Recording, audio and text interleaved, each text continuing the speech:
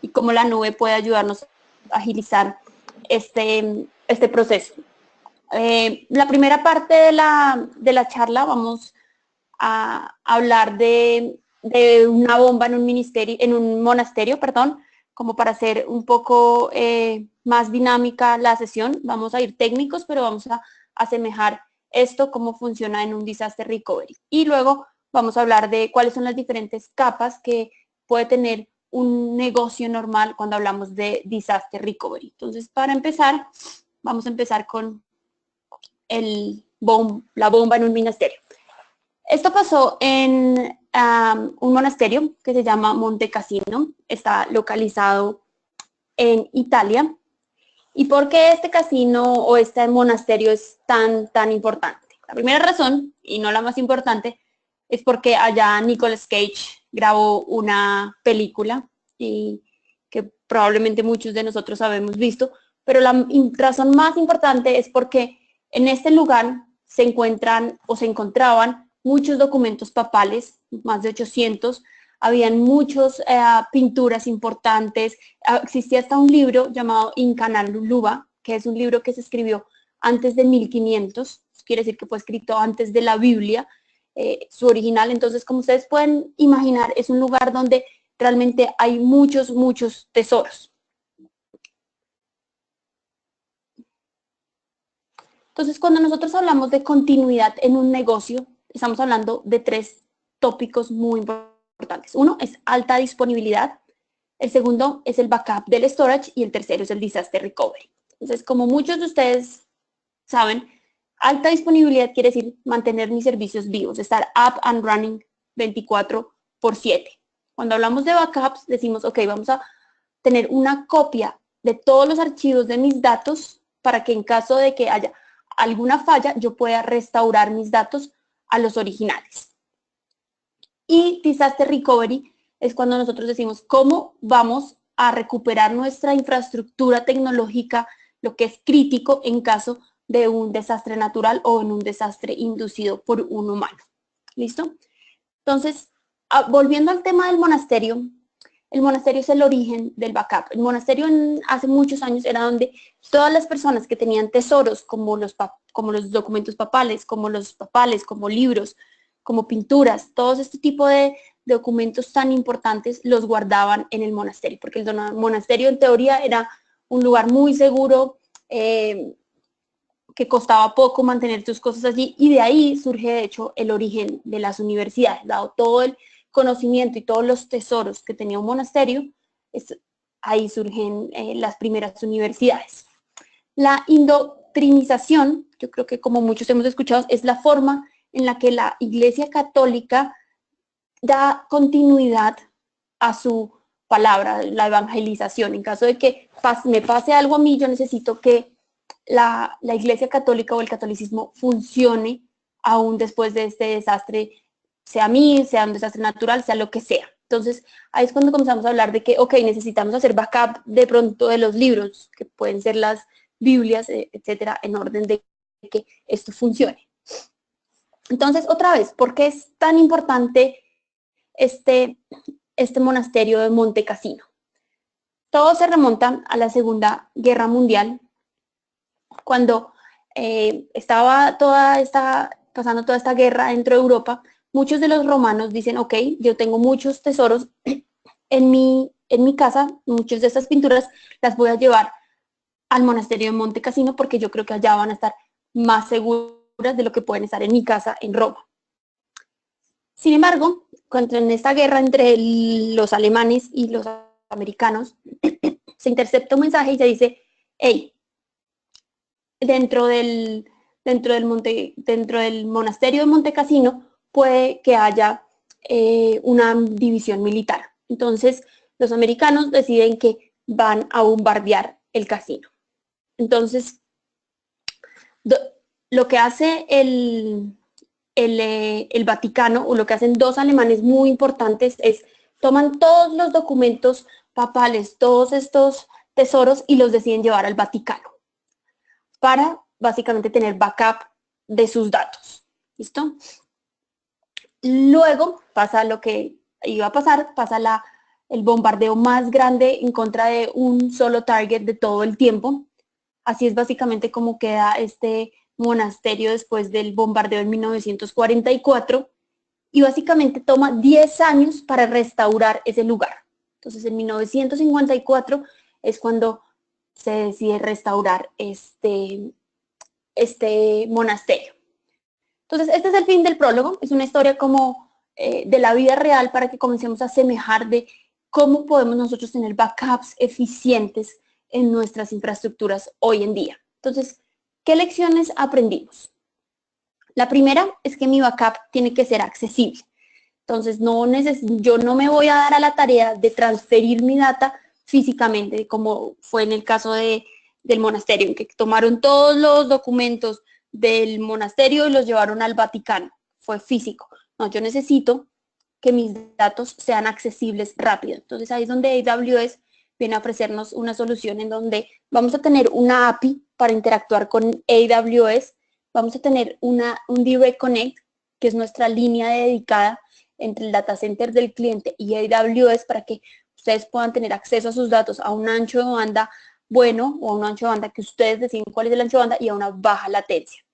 Luego tenemos el Storage Gateway, que me va a permitir tener un backup de mis datos en AWS o tener mis datos en AWS y poder acceder desde mi data center on-premises de forma fácil. Vamos a ver un poquito más esto ahí adelante.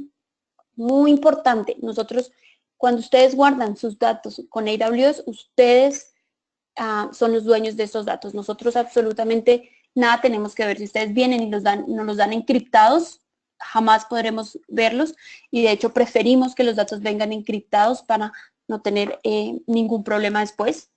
Redundancia, entonces cada vez que ustedes guardan sus datos en alguno de nuestros servicios de storage, vamos a tener una redundancia importante. Y el tema de import y export, entonces si de pronto ustedes dicen, hey, esto me suena genial, pero yo tengo terabytes o yo tengo petabytes de datos en mi data center y bueno, realmente si le quiero hacer un backup, te tardaría un año así sea con una línea dedicada. Entonces tenemos un servicio en donde ustedes nos envían sus datos físicos, básicamente un camión o un dispositivo. Nosotros les enviamos un dispositivo en donde ustedes cargan esos datos, nos lo envían de vuelta al data center de AWS, nosotros los cargamos en la nube y ya todos sus datos de petabytes o terabytes quedan almacenados en la nube. ¿Listo? Entonces, uno de los productos más importantes que nosotros tenemos es el Storage Gateway, el que me permite acceder a mis datos. Entonces, esto funciona. Aquí tengo mi data center on-premises o en mi corporate. Tengo una conexión segura hacia AWS y tengo un servicio de Amazon que se llama S3, que es un servicio de almacenamiento de objetos. Yo lo que hago es instalar un Storage Gateway, que es un producto de Amazon en mi data center local. Ese producto me va a permitir tener un backup de mis datos en S3. Entonces yo tengo acá mis servidores locales, tengo mi local storage y simplemente lo que voy a hacer con este Storage Gateway es que va a comenzar a mandar mis datos a S3 y yo voy a tener una copia. En este diagrama un poco más complejo del que veíamos antes, tenemos tres cosas. Uno es mi data center local. Dos es mi VPC. Entonces, en VPC se llama Virtual Private Cloud. Esta es básicamente la nube privada que ustedes van a tener dentro de Amazon. Únicamente ustedes van a tener acceso a eso. Entonces, es una parte importante si quiero tener alta disponibilidad. Eso lo vamos a ver al final de la presentación, pero la idea es que así tenga mi corporate data center y se caiga, tenga la posibilidad de correr los mismos servicios que yo estaba corriendo en mi corporate data center en la nube. Y luego tenemos lo que ya hablamos, mi Storage Gateway, con básicamente una conexión segura hacia mi S3 o el almacenamiento basado en objetos. Perdón. Hay dos formas de tener el Storage Gateway. El primero es, como lo decíamos, vamos a tener todos nuestros volúmenes de almacenamiento locales. Este Storage Gateway me va a hacer un backup en la nube. Ese backup, por ejemplo, puede ser los snapshots de mis máquinas virtuales. Cuando Yo hago snapshots de mis máquinas virtuales. Yo básicamente tengo un ambiente listo para un disaster recovery. En caso de que este application server que está en producción se caiga, si yo tengo un backup en la nube con un snapshot del último estado de esa máquina virtual, yo puedo hacer un launch, puedo lanzar una máquina virtual igual al application server en la nube del cual yo tenía on-premises. La segunda parte del Storage Gateway es cuando ustedes deciden tener todo su storage guardado en Amazon. Entonces no van a tener volúmenes de storage importantes en su data center, sino básicamente todo va a estar guardado en Amazon. Y lo que van a hacer es hacer un caché de la información más importante o de la información que se accede más frecuentemente.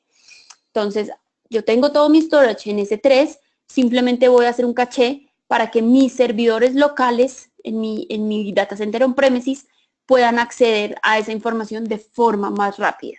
Y el Storage Gateway, a medida que me van solicitando información, él se va a encargar de hacer el caché y de mantenerlo por cierto determinado tiempo, a medida que se vaya necesitando. Y por último, pues tenemos, como ya lo decía, el Import-Export, el cual es el servicio que me permite con un camión o con un dispositivo llevar mis datos a la nube cuando estamos hablando de una cantidad de datos importantes. Otra vez, súper importante, vamos a tener un Direct Connect, una línea dedicada, si ustedes lo quieren, para para baja latencia y alto ancho de banda, o podemos tener servicios de VPN también entre sus data centers corporativos y AWS. La segunda lección que nosotros aprendemos del monasterio es que el backup debe ser capaz de escalar. Aquí, ¿qué hicieron ellos? Estos dos alemanes tomaron todos los documentos, todos estos tesoros y los montaron en un camión y los llevaron al Vaticano. Realmente, obviamente estamos hablando de otro tiempo, pero esto no es escalable. Entonces, la idea es que mi data center o mi backup sea capaz de escalar a medida que yo lo necesite. Cuando nosotros hablamos de Amazon S3, este servicio de objetos, de almacenamiento de objetos, nosotros decimos que es infinito. Básicamente, ustedes van a poder provisionar la cantidad que necesiten, con la ventaja que no van a tener que decidir desde el día cero cuánto es que quieren provisionar. Simplemente dicen, ok, quiero comenzar con 10 gigas, pero puede que en un año ustedes estén usando 100 gigas, 200 gigas, etcétera, lo que sea, y no van a tener que pagar por un almacenamiento preprovisionado. ¿Listo? Muy importante, nos podemos escalar a diferentes regiones. Ya vamos a ver qué nosotros decimos por regiones. Y nosotros tenemos capas de costo. Entonces, dependiendo el tipo de almacenamiento y dependiendo el tipo de los datos que ustedes decidan almacenar en AWS, vamos a tener diferentes precios. Básicamente, si estamos hablando de un archive, si estamos hablando de datos que son frecuentemente accesados o si estamos hablando de datos que nunca son accesados, básicamente los precios van a ser diferentes. Entonces, cuando nosotros decimos que tenemos una infraestructura global en la que ustedes van a poder escalar dependiendo a sus necesidades, nos referimos a regiones. En este slide está un poco desactualizado, pero tenemos 16 regiones hoy en día alrededor de todo el mundo. Entonces, cerca a Latinoamérica tenemos Virginia y tenemos Sao Paulo. ¿Listo? Entonces, estas son las regiones que probablemente menor latencia les van a dar a las empresas de ustedes. Y luego, pues, tenemos ya muchos más a nivel mundial. En cada una de las regiones tenemos algo que nosotros llamamos zonas de disponibilidad. Una zona de disponibilidad es un clúster de data center. Entonces, por ejemplo, si vamos a Virginia, acá hay 4, en ese momento eran 4, ahora hay 5 zonas de disponibilidad. Y dentro de cada zona de disponibilidad vamos a tener un clúster de data centers. 1, 2, 3 data centers, dependiendo de lo que necesite. La idea de la zona de disponibilidad es que va a estar geográficamente muy lejos de las otras zonas de disponibilidad. ¿Listo? Entonces, en el momento que esta zona de disponibilidad se caiga, yo voy a seguir teniendo el resto de las zonas de disponibilidad vivas, o si pasa un desastre natural, yo voy a seguir teniendo el resto de las zonas de disponibilidad vivas, porque geográficamente están cientos de kilómetros separadas, ¿listo? Entonces, cuando hablamos de alta disponibilidad en AWS, hablamos alta disponibilidad a nivel de regiones y a nivel de zonas de disponibilidad. Entonces, son diferentes approaches que les podemos dar.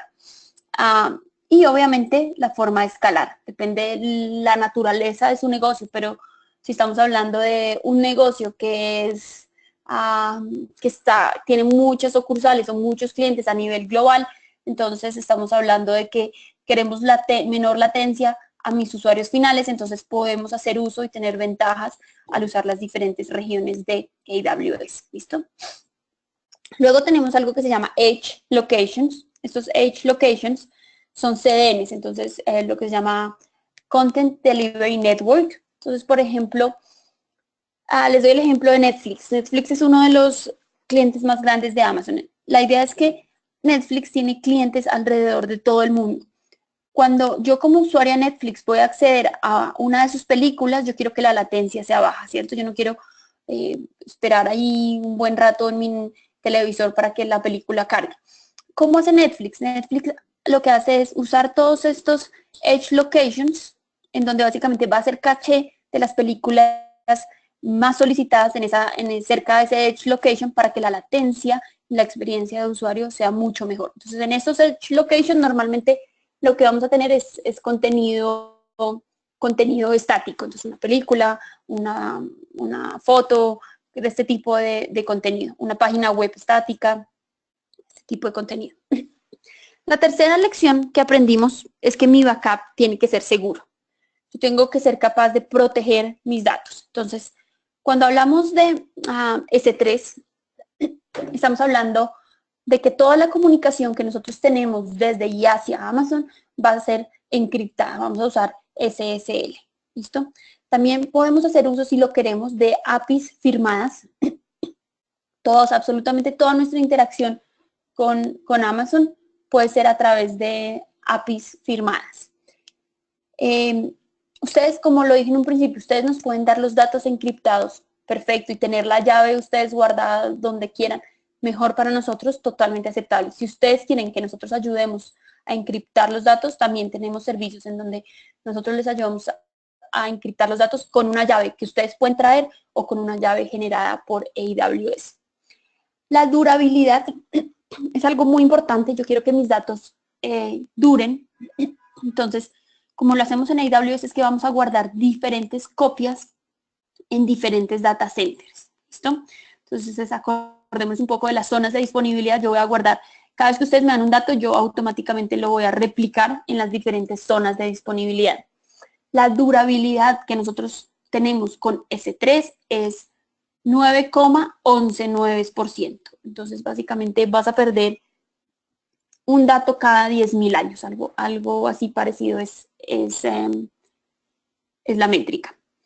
Y luego, pues lo que hablábamos un poco de Storage Gateway. Ustedes van a poder tener los datos locales o van a poder tener los datos en la nube, dependiendo de lo que necesiten, o en un esquema híbrido. Entonces, acordémonos de que hace un momento hablé de las capas de los diferentes storage. Nuestro S3 nos sirve perfectamente cuando nosotros queremos tener datos frecuentemente accesibles. Entonces vamos a usar S3 normal, en donde mi durabilidad va a ser, perdón, mi durabilidad va a ser, un momento, perdón.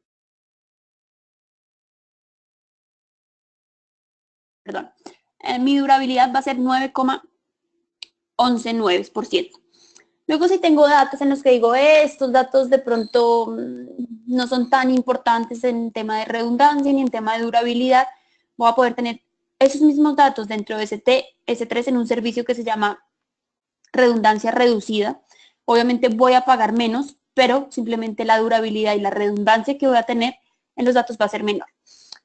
Luego tenemos un servicio que se llama Glacier. Entonces, cuando hablamos de archives, cuando hablamos de ese tipo de datos que tienen que ser almacenados de pronto por alguna regulación gubernamental, por políticas de mi empresa, de pronto tengo que guardar los datos durante 4 años, pero posiblemente nunca sean accedidos y probablemente tenga que accederlos alguna vez, pero por algún tema de compliance o algo así. Entonces Glacier es nuestra solución de archive. Yo básicamente voy a guardar mis datos ahí, voy a pagar muchísimo menos de lo que voy a pagar en S3, pero el tiempo que me va a tomar para acceder a esos datos va a ser aproximadamente 4 horas. Entonces, es totalmente para datos que no son accesibles. Y los precios, pues obviamente varían dependiendo el modelo en el que ustedes quieran guardar sus datos.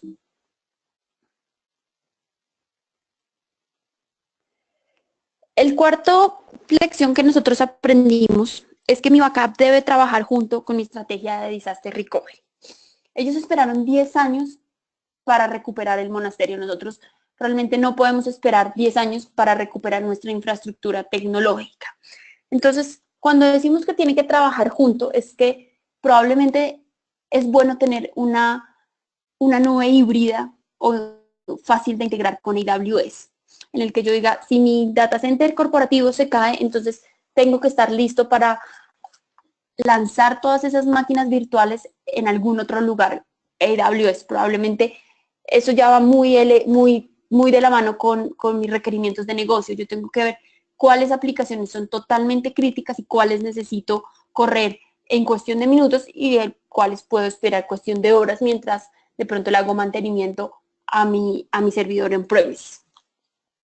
El Storage Gateway es uno de los servicios más importantes cuando hablamos de tener mi backup junto a mi política de disaster recovery. Acordémonos que en mi Storage Gateway yo puedo guardar los snapshots de mis máquinas virtuales en la nube y básicamente con esos snapshots, en el momento que tenga un desastre natural o un problema en mi data center on-premises, yo voy a estar lista para correr esas máquinas virtuales o hacerle un launch a esas máquinas virtuales.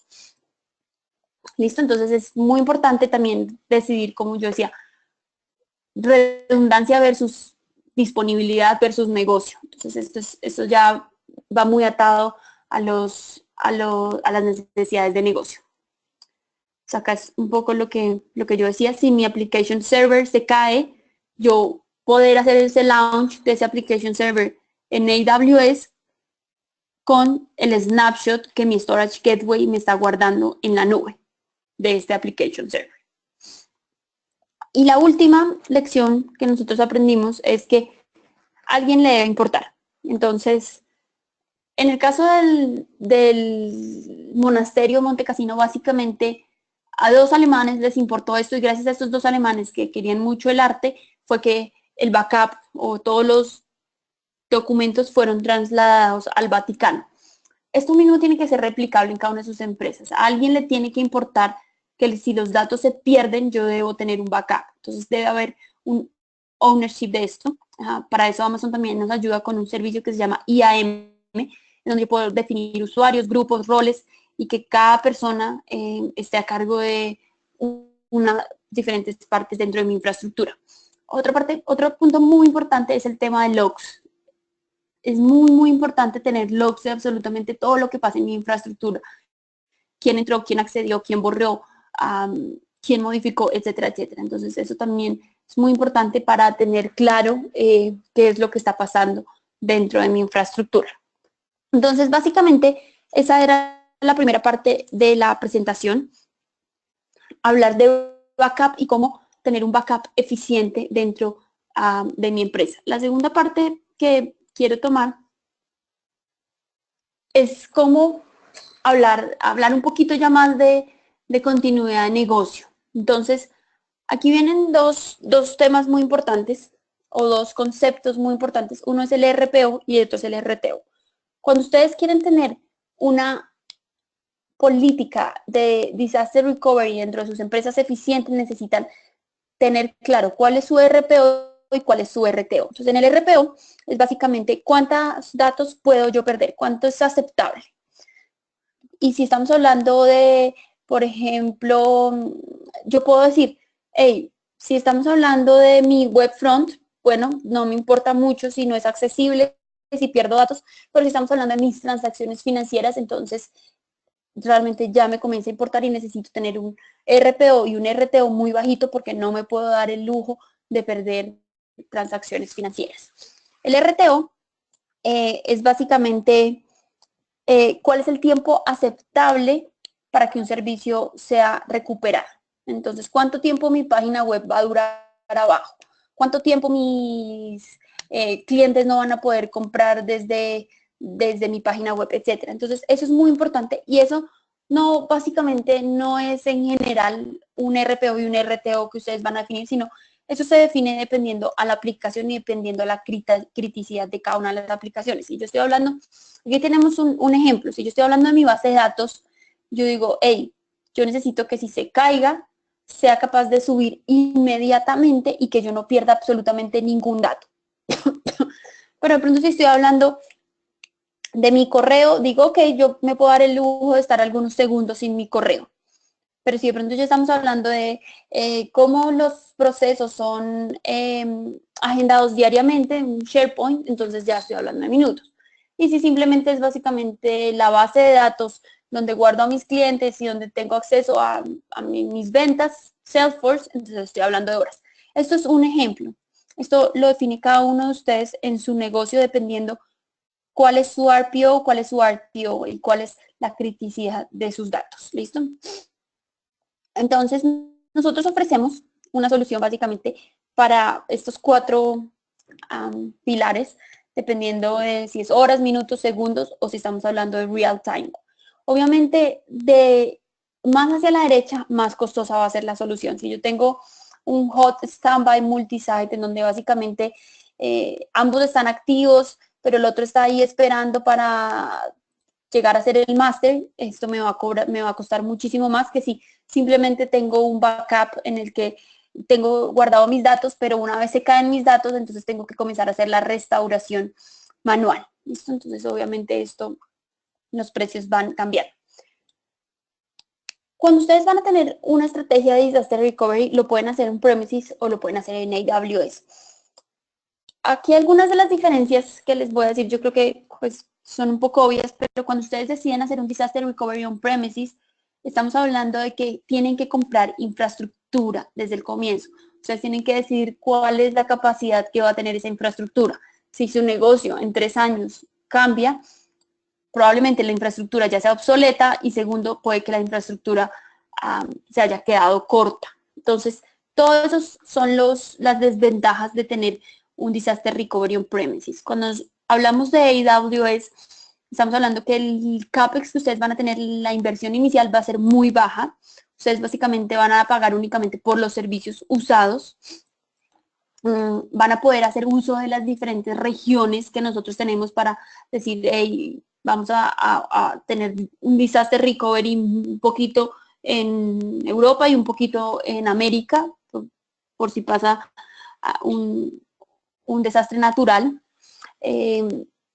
Van a poder hacer pruebas, eso también es muy importante cuando hablamos de disaster recovery, poder probar mi infraestructura, poder simular un disaster recovery. Entonces, eso es muy fácil en AWS porque básicamente ustedes van a pagar por lo que consumen y luego apagan eso y listo. Entonces, comencemos con los diferentes 4 approaches que hablamos ahorita. El primero, backup and recovery, es básicamente para aplicaciones de baja prioridad, cuando ustedes pueden tener el lujo de perder horas de datos y recuperar su infraestructura en horas. Entonces estamos hablando de un backup and recovery. Básicamente es un poco lo que fue la primera parte de la presentación, en donde estamos usando S3, como yo decía, tiene 11.9 de durabilidades, puedo tener hasta 5 terabytes en cada uno de mis objetos y básicamente va a ser altamente escalable. Luego puedo tener un storage basado en bloques que se los voy a presentar a mis máquinas virtuales y básicamente le hago un snapshot o los clono para poder tener backup de mis máquinas virtuales. Ese no hay ningún, básicamente no hay ninguna complejidad ahí. De pronto el único servicio que valdría la pena es el Storage Gateway, del cual hablamos en la primera parte de la presentación. Vamos a tener nuestra aplicación basada en capas y yo lo que voy a hacer es un backup de mi base de datos por medio del Storage Gateway en la nube en S3. Luego, si quiero, puedo tener snapshots de mis máquinas virtuales. Entonces acá tengo el snapshot de la base de datos, de la aplicación y del web, etcétera, en caso de que pase algo dentro de mi data center, poder simplemente restaurar esas máquinas virtuales basado en esos snapshots. ¿Listo? Entonces esto es básicamente como el primer approach y uno de los approaches más básicos cuando estamos hablando de disaster recovery. El segundo approach es cuando hablamos de pilot light. Entonces básicamente es tener por allá una lucecita prendida ahí como en tibio por si acaso. Entonces es lo que llamamos como cold standby. Tenemos aquí, es un poquito más, el RTO y el RPO va a ser más bajo que en un backup, vamos a estar hablando en minutos. Son servicios críticos, pero no son servicios súper críticos para mi negocio. ¿Y de qué se va a tratar en este caso? Yo, por ejemplo, voy a tener una base de datos replicada en AWS. Entonces, tengo absolutamente todo en mi premises, mi web server, mi application server, mi database server. Puedo estar haciendo el backup, igual que en el ejemplo que veíamos anteriormente. Pero ahora voy a tener mi máster y mi esclavo. Perdón, mi máster va a estar en mi data center local y mi esclavo va a estar en la nube. Y voy a tener una sincronización entre ellos dos. Entonces, mi base de datos de pronto es algo muy importante para mí, mi RTO, mi RPO es cuestión de minutos, entonces yo simplemente las voy a sincronizar en caso de que mi base de datos se caiga, yo voy a tener el slave ahí corriendo para que tome, si acaso, y si se llegan a caer el web server y el application server, yo lo que voy a hacer es poderlos subir en la nube basado en las snapshots que tengo guardados en S3. ¿Listo? Luego tengo el warm standby. Entonces aquí ya estamos hablando de RTO y RPO en cuestión de minutos. Esto es una opción que ya tiene un costo mucho mayor, pero me va a ayudar a tener unas políticas de disaster recovery mucho más completas. Entonces yo tengo en mi on-premises, tengo mi web server, tengo mi servidor de aplicación y mi base de datos. Y lo que va a hacer es una replicación, por ejemplo, con un link dedicado de todos mis datos a la nube. Luego en la nube voy a tener mi web, mi application y mi base de datos. De pronto los puedo tener en stop. No están corriendo, pero están en stop. Entonces están listos para prenderse y para tomar sobre los webs, sobre los applications y sobre la base de datos en caso de falla.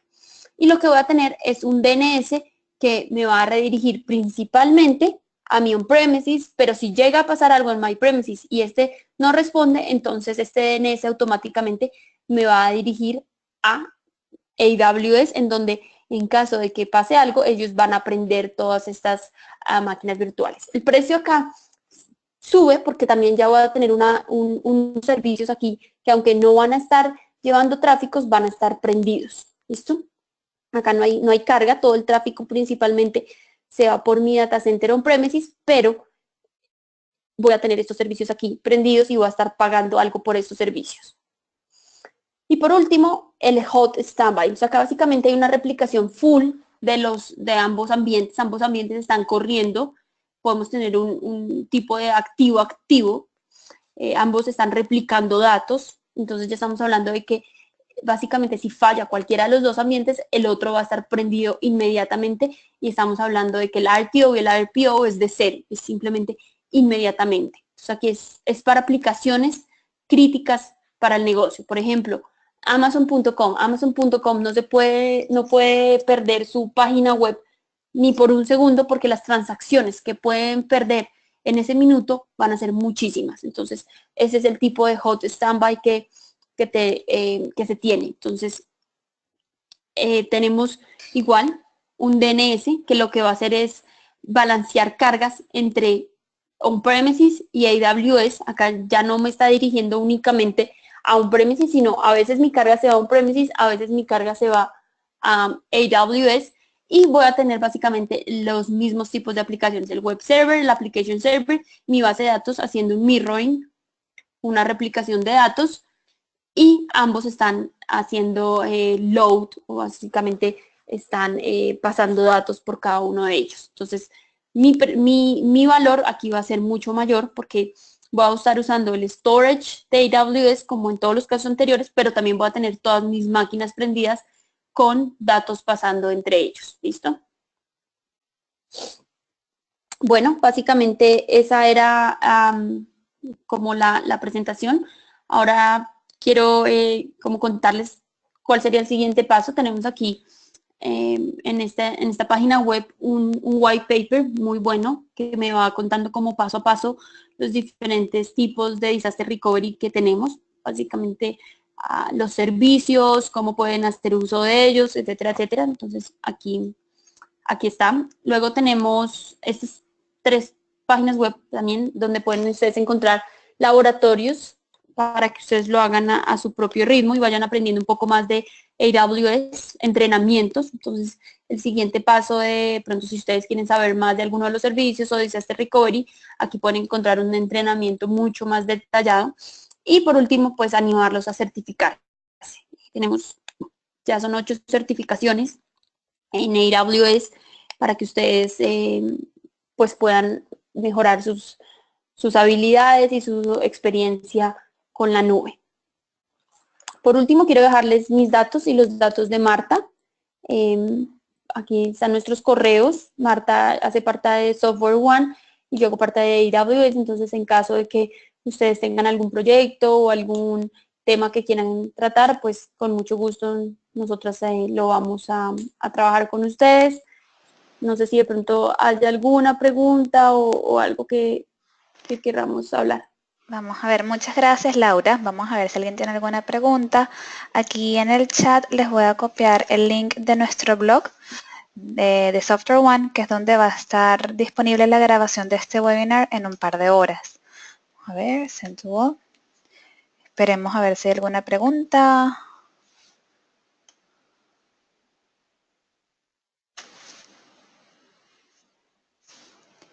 Un minutito.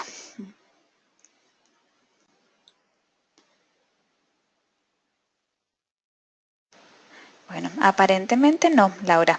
Entonces, bueno, como dice Laura, cualquier duda, solicitud, nos pueden escribir. Aquí está también mi correo. Y bueno, le agradecemos muchísimo a todos por su asistencia. Igualmente, Laura, muchas gracias por tu tiempo y por compartir esta información con nosotros. Vale. Muchas gracias a todos y que tengan un buen día. Gracias, igualmente. Feliz día a todos.